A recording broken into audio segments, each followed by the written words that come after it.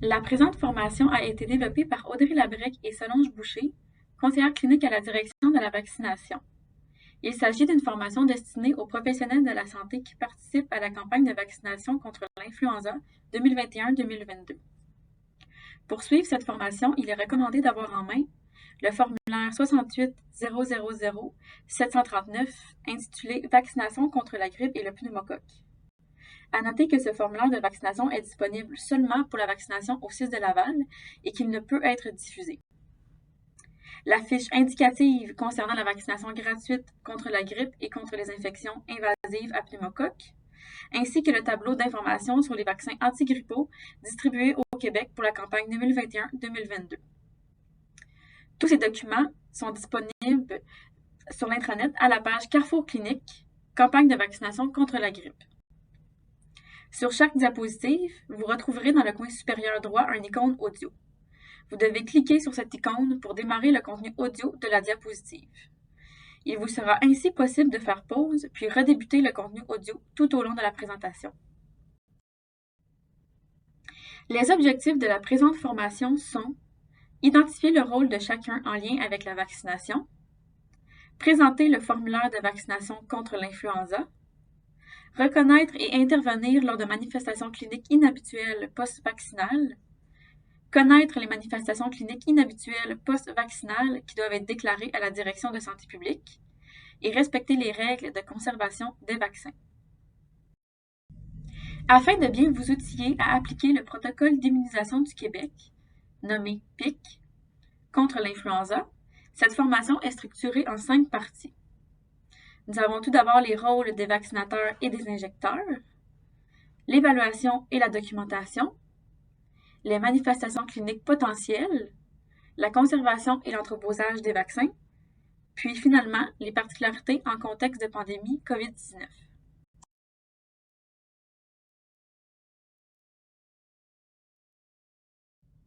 Sur cette diapositive, nous aborderons le champ de pratique de chaque professionnel ainsi que leur rôle respectif en immunisation en lien avec l'arrêté ministériel 2020-099.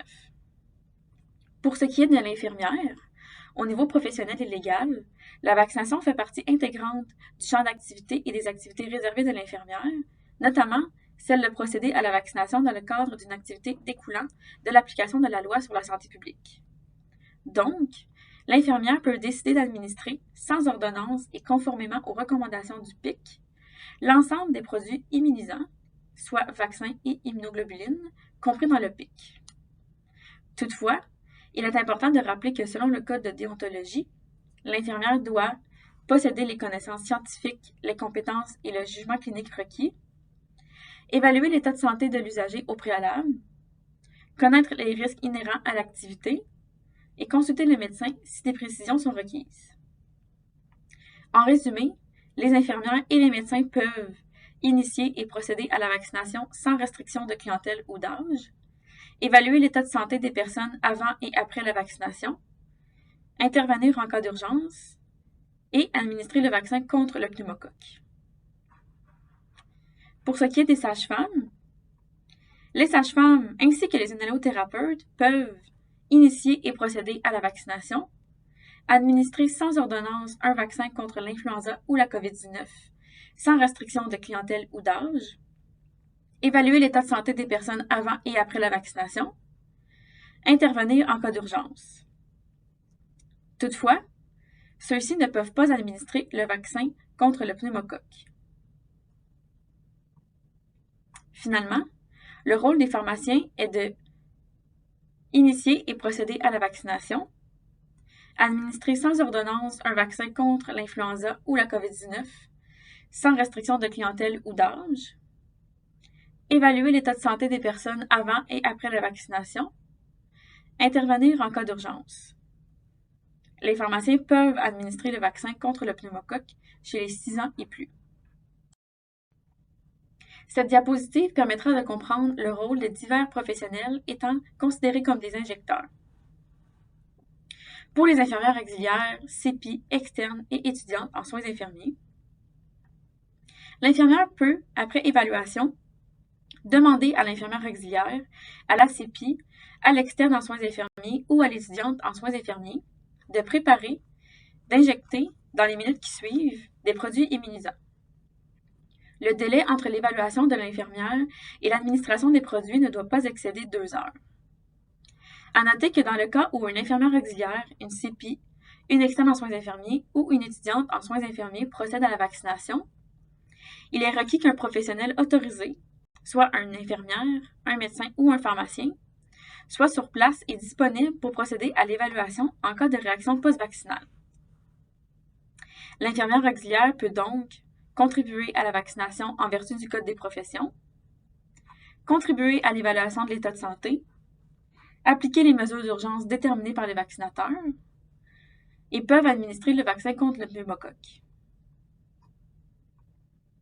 Les étudiants et résidents des programmes d'études menant aux professions suivantes, soit infirmières auxiliaires, médecins, sages-femmes, inhalothérapeutes et pharmaciens, peuvent administrer sans ordonnance un vaccin contre l'influenza ou la COVID-19 à toute personne après évaluation par un vaccinateur. Le vaccinateur doit être présent sur place au moment de la vaccination. Ceux-ci ne peuvent cependant pas administrer le vaccin contre le pneumocoque.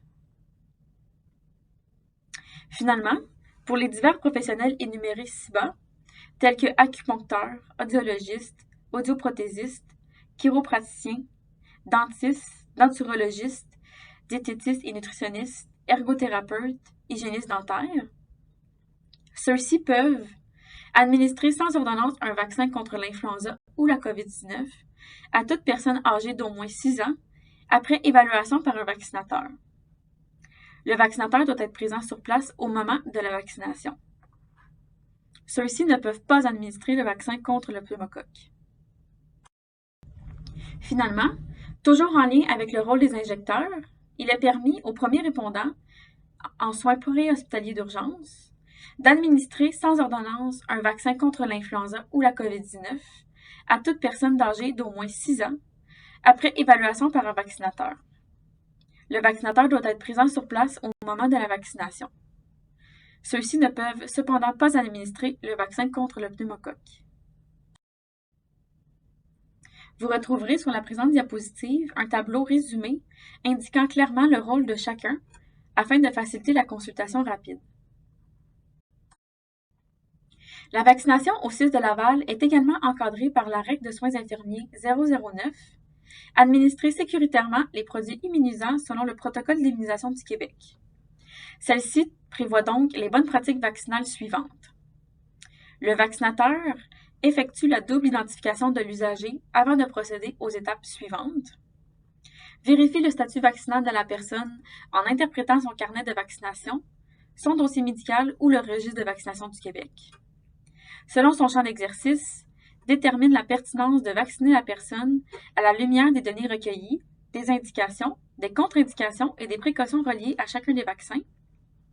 Renseigne la personne ou son représentant légal sur les avantages et les risques de l'immunisation mentionnés dans la section du PIC. Obtient le consentement libre et éclairé de la personne ou de son représentant légal avant de procéder à la vaccination. Assure la surveillance requise immédiatement après la vaccination. Respecte la conduite à tenir en cas de réaction à la suite de la vaccination, incluant l'administration d'adrénaline, le cas échéant. Déclare dans les plus brefs délais au directeur de santé publique du territoire toute manifestation clinique inhabituelle survenue chez une personne ayant reçu un vaccin ou chez une personne de son entourage et fournit au directeur tous les renseignements prévus à l'article 69 de la Loi sur la santé publique, suivant les modalités prévues par ce même article. Les bonnes pratiques vaccinales en lien avec le rôle des injecteurs sont les suivantes. Effectue la double identification de l'usager. Respecte les consignes pour la manipulation et la conservation des produits immunisants. Respecte les indications, la posologie, la voie d'administration, les techniques d'injection et le calendrier d'immunisation. Et finalement, complète adéquatement le formulaire de vaccination.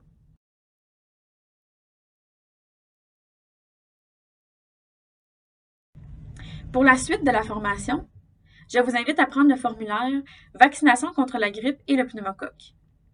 Les différentes parties de ce formulaire seront abordées et expliquées.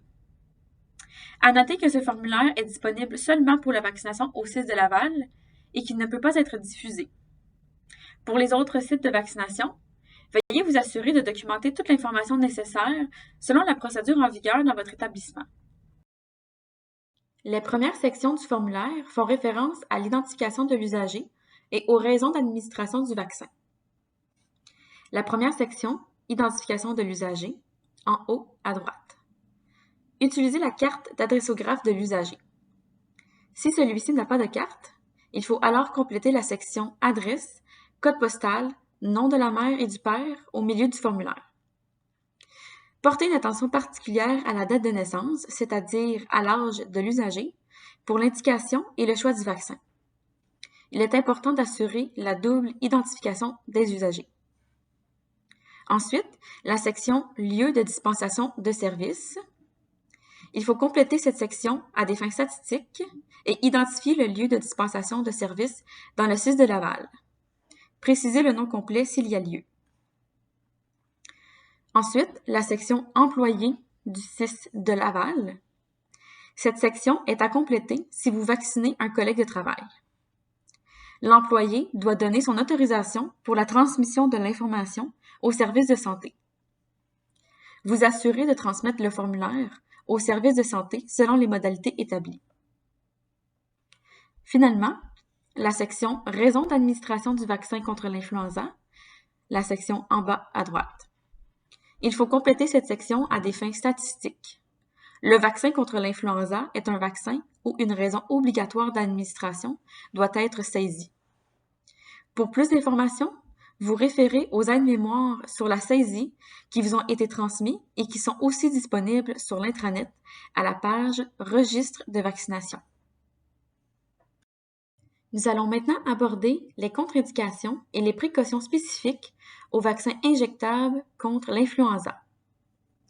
Pour ce qui est des contre-indications, la seule contre-indication au vaccin injectable est l'anaphylaxie suivant l'administration d'une dose antérieure du même vaccin ou d'un autre produit ayant un composant identique. Il est à noter que l'anaphylaxie aux œufs n'est plus considérée comme une contre-indication. Pour ce qui est des précautions à considérer, des antécédents de syndrome oculo-respiratoire avec symptômes respiratoires graves. Il faut dans ce cas évaluer les risques et les bénéfices de la vaccination. Par la suite, des antécédents de syndrome du Guillain-Barré dans les 6 semaines suivant un vaccin pour influenza. Il faut alors éviter de redonner le vaccin. Cette diapositive traite maintenant des contre-indications et des précautions spécifiques au vaccin intranasal contre l'influenza, c'est-à-dire le Flumist. Pour ce qui est des contre-indications, l'anaphylaxie suivant l'administration d'une dose antérieure du même vaccin ou d'un autre produit ayant un composant identique représente une contre-indication. Il est à noter que l'anaphylaxie aux œufs n'est plus considérée comme une contre-indication. Par la suite, la présence d'un état d'immunosuppression, de la grossesse, d'un asthme grave ou d'une respiration sifflante active représente des contre-indications à la vaccination du vaccin intranasal. Ensuite, la prise d'acide acétylsalicylique, donc l'aspirine, ou d'un médicament qui en contient, est une contre-indication chez une personne âgée de moins de 18 ans. Pour ce qui est des précautions, en présence de sécrétions nasales importantes, il est préférable d'administrer un vaccin injectable ou d'attendre la fin du symptôme pour administrer le vaccin intranasal. Pour les personnes en contact avec des personnes très gravement immunosupprimées, requérant un isolement dans un milieu protégé, il est préférable d'utiliser le vaccin injectable. Pour les personnes âgées de moins de 18 ans, il est important d'indiquer à ces personnes de ne pas utiliser des médicaments contenant de l'acide acétylsalicylique dans les 4 semaines suivant la vaccination, en raison du risque théorique de syndrome de Rayleigh. En présence d'antécédents de syndrome oculo-respiratoire avec symptômes de respiratoire graves, il faut évaluer les risques et les bénéfices de la vaccination. Finalement, en présence d'antécédents de syndrome du Guillain-Barré, dans les 6 semaines suivant un vaccin pour influenza, il faut éviter de redonner le vaccin. Cette diapositive traite des indications et de la contre-indication spécifique au vaccin contre le pneumocoque.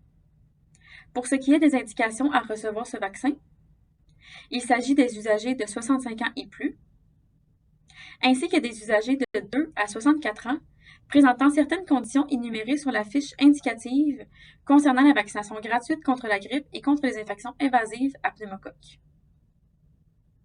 Pour ce qui est de la contre-indication à recevoir le vaccin contre le pneumocoque, il s'agit d'une anaphylaxie suivant l'administration d'une dose antérieure du même vaccin ou d'un autre produit ayant un composant identique.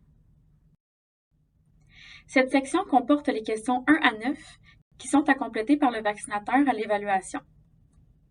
Si la personne à vacciner est âgée de 2 à 17 ans et que l'on souhaite lui administrer le vaccin intranasal Flumist, il faut alors également compléter les questions 10 à 14. Nous allons maintenant découler chacune de ces questions. À la question 1, quel âge avez-vous? Cela permet, suite à l'évaluation complète, d'identifier les indications à la vaccination, le vaccin à administrer et le nombre de doses à recevoir. À la question 2, vous devez questionner l'usager à savoir s'il fait de la fièvre actuellement. Si la réponse est oui, il s'agit d'une contre-indication relative selon les avantages et inconvénients. Par exemple, si l'usager fait une légère fièvre, mais qu'il présente un bon état général, il peut recevoir le vaccin. À la question 3, nous devons questionner l'usager s'il y a présence d'antécédents d'allergie grave à certaines composantes du vaccin. Si la réponse est oui, cela nécessite une évaluation médicale. À la question 4, on doit questionner l'usager s'il y a présence d'antécédents d'allergie grave suite à l'administration du vaccin contre l'influenza. Si la réponse est oui, cela nécessite une évaluation médicale. À la question 5, il faut questionner l'usager s'il présente des antécédents de symptômes respiratoires graves suite à l'administration du vaccin contre l'influenza. Si la réponse est oui, cela nécessite une évaluation médicale. À la question 6, il faut questionner l'usager s'il présente des antécédents de paralysie, soit syndrome de Guillain-Barré, dans les 6 semaines après avoir reçu un vaccin contre la grippe. Si la réponse est oui, cela nécessite une évaluation médicale. À la question 7, avez-vous déjà reçu un vaccin contre le pneumocoque? Cette question vous permet d'évaluer si l'usager doit recevoir le vaccin contre le pneumocoque ou non. Vous devez vous référer à la fiche indicative. Aux questions 8 et 9, nous devons questionner l'usager, des enfants de moins de 9 ans, à savoir s'ils ont déjà reçu le vaccin contre l'influenza. Si la réponse est non, il faut prévoir une deuxième dose de vaccin dans un intervalle minimal de 4 semaines. La deuxième section est à compléter si la personne à vacciner est âgée de 2 à 17 ans et que l'on souhaite lui administrer le vaccin intranasal Flumist.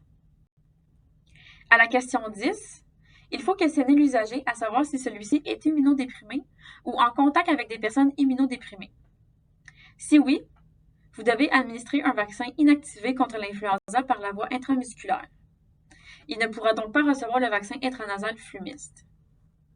À la question 11, il faut questionner l'usager s'il présente des antécédents d'asthme sévère ou une respiration sifflante active. Si oui, vous devez administrer un vaccin inactivé contre l'influenza par voie intramusculaire. Il ne pourra donc pas recevoir le vaccin intranasal Flumist. À la question 12, vous devez questionner l'usager à savoir si celui-ci prend de l'aspirine ou un médicament qui en contient. Si oui, vous devez administrer un vaccin inactivé contre l'influenza par la voie intramusculaire. Il ne pourra donc pas recevoir le vaccin intranasal Flumist. À la question 13, il faut questionner l'usagère à savoir s'il est enceinte actuellement. Si oui, il faut alors opter pour un vaccin injectable par voie intramusculaire. En effet, les vaccins vivants atténués ne doivent pas être administrés à la femme enceinte. Les vaccins inactivés, c'est-à-dire le vaccin contre l'influenza, peuvent être administrés à une femme enceinte tout au long de la grossesse. À la question 14, il faut questionner l'usager s'il présente des sécrétions nasales importantes. Si oui, il faut alors opter pour un vaccin injectable par la voie intramusculaire. Pour finaliser votre évaluation, Vous devez donc indiquer si l'usager peut recevoir un vaccin en cochant oui. Si vous cochez non, veuillez en préciser la raison. Il faut également cocher, suite aux explications données à l'usager ou son représentant, que les renseignements sur les avantages et les risques de la vaccination, les réactions possibles et la conduite à tenir post-vaccination ont été données et inscrites si l'usager consent ou non à la vaccination. Finalement, vous devez apposer votre signature ainsi que la date et heure et votre numéro de permis. Les 3 prochaines diapositives découlent les énoncés qui ne sont pas des contre-indications ni des précautions à la vaccination. L'usager peut donc recevoir le vaccin dans tous les cas suivants. Une réaction locale importante à une dose antérieure de vaccin, par exemple un œdème de tout le membre à la suite de l'administration d'une dose antérieure d'un vaccin. Une infection bénigne sans fièvre, comme le rhume, ou une diarrhée bénigne chez une personne par ailleurs en bonne santé, un traitement aux antibiotiques ou une maladie en phase de convalescence, la prématurité, un contact avec une femme enceinte ou allaitante, une histoire de contact récent avec un cas de maladie infectieuse, l'allaitement, une histoire d'allergie non spécifique chez la personne vaccinée ou d'allergie dans la famille. Une histoire d'allergie aux antibiotiques contenus dans le produit, sauf s'il s'agit d'une réaction allergique de type anaphylactique, une histoire d'allergie au poulet ou aux plumes de poulet, une histoire familiale de convulsions liées à la vaccination, une histoire familiale de syndrome de mort subite du nourrisson, une histoire familiale de réactions défavorables à la vaccination sans relation avec une immunodépression, l'administration concomitante d'injections de désensibilisation, l'administration d'un vaccin inactivé aux personnes atteintes d'immunodépression, une sclérose en plaques ou toute autre maladie auto-immune en l'absence de traitement immunodépresseur, des pathologies neurologiques évolutives, des épisodes d'hypotonie et d'hyporéactivité, des convulsions non fébriles et des encéphalopathies liées dans le temps à l'administration d'un vaccin comprenant le composant de la coqueluche, des convulsions fébriles, des pleurs incessants et des cris aigus qui persistent 3 heures ou plus, survenant dans les 48 heures après la vaccination, l'intolérance au lactose, l'allergie au lait et l'allergie aux protéines bovines, et finalement, une tomographie par émission de positons, dénommée TEP-scan.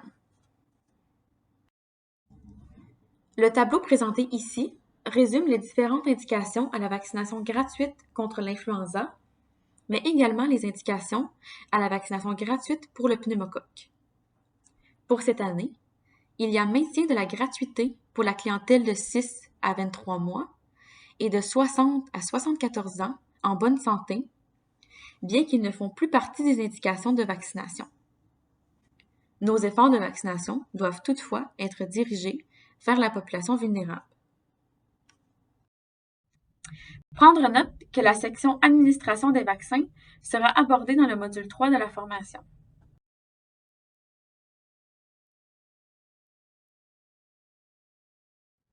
Les vaccins sont efficaces et sécuritaires.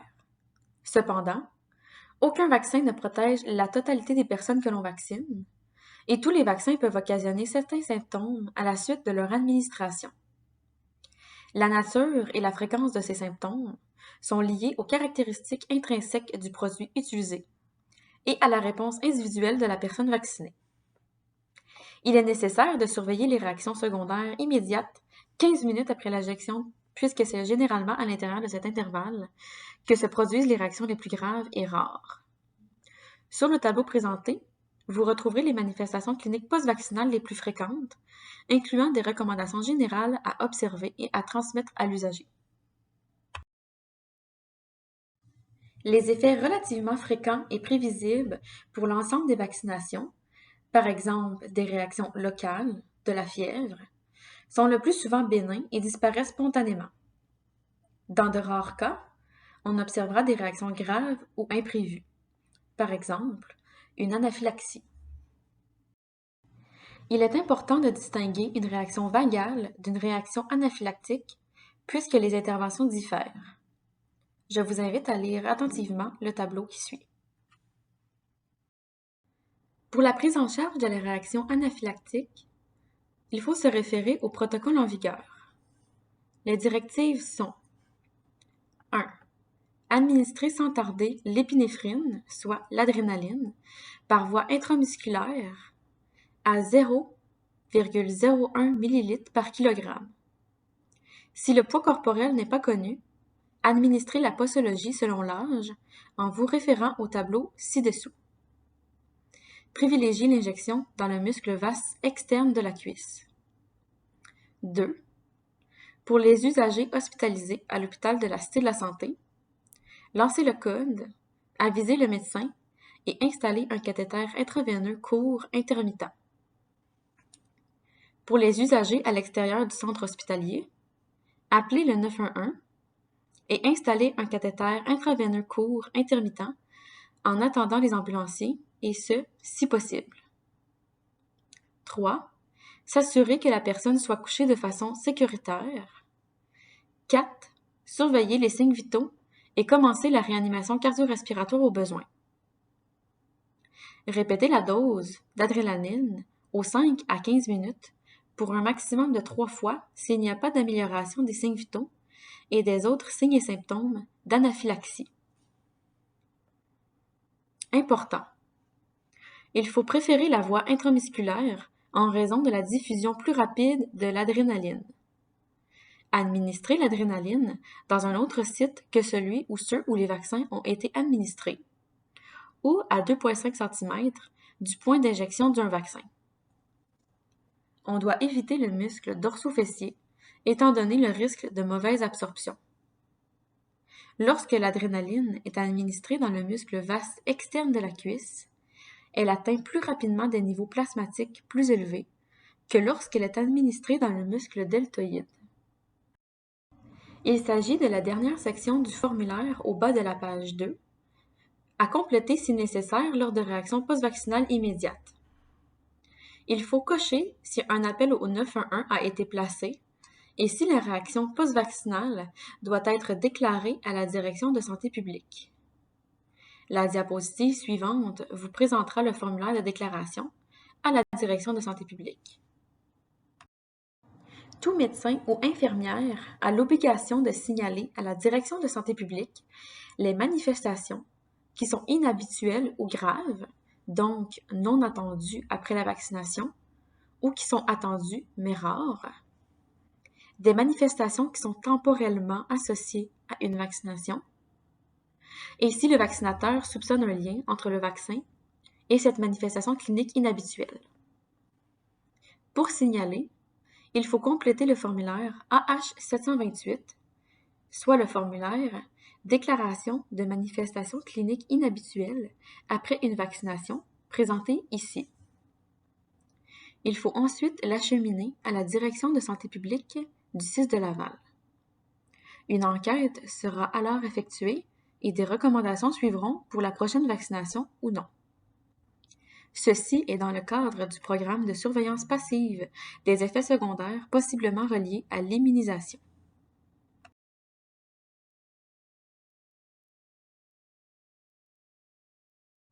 Les vaccins doivent en tout temps se retrouver à une température entre 2 et 8 degrés Celsius.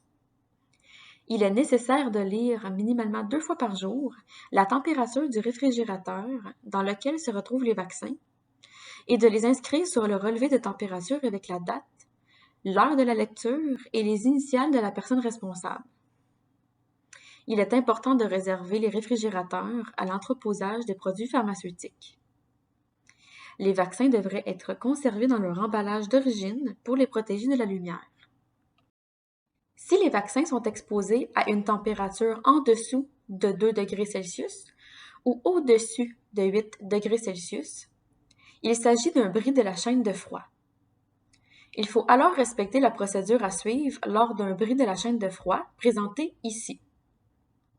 Une demande d'évaluation des vaccins ayant subi un bris de la chaîne de froid doit être remplie et acheminée à la Direction de la santé publique lorsqu'une température hors norme est relevée. La direction de santé publique est responsable d'évaluer s'il faut conserver ou détruire les vaccins après un bris de la chaîne de froid.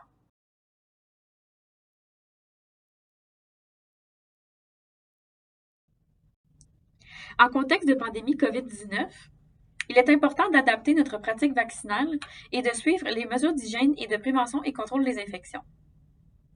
Il est important de nettoyer et désinfecter les postes de vaccination entre les usagers, par exemple avec des lingettes. Il est suggéré que l'infirmière complète elle-même le questionnaire plutôt que l'usager pour réduire le partage de matériel. Si ce n'est pas possible, il faudra alors procéder à la désinfection de ce matériel, par exemple le crayon. Assurer l'hygiène des mains avant et après la vaccination de chaque usager. Les vaccinateurs ainsi que l'ensemble du personnel et des bénévoles doivent porter un masque de procédure en tout temps. Idéalement, les protections oculaires devraient être à usage unique. Si ce n'est pas le cas, il faut s'assurer d'utiliser un produit approuvé par un usage hospitalier, reconnu efficace et homologué. Pour plus de détails, consultez la procédure ainsi que la vidéo aux diapositives suivantes. Les vaccinateurs ne sont pas tenus de porter des gants, sauf lorsqu'ils administrent un vaccin intranasal, en raison d'une probabilité accrue de contact avec les muqueuses et le liquide organique d'un usager au cours de ces procédures. Les gants doivent alors être changés entre les usagers et le vaccinateur doit pratiquer l'hygiène des mains. Aucune précaution relative aux procédures génératrices d'aérosols n'est nécessaire pour l'administration d'un vaccin intranasal. La collaboration de tous les professionnels de la santé est essentielle au succès de la campagne de vaccination contre l'influenza. Pour des questions plus spécifiques en lien avec l'application du PIC, vous pouvez rejoindre une conseillère du service clinique à la direction de la santé publique du CIS de Laval au poste 32117.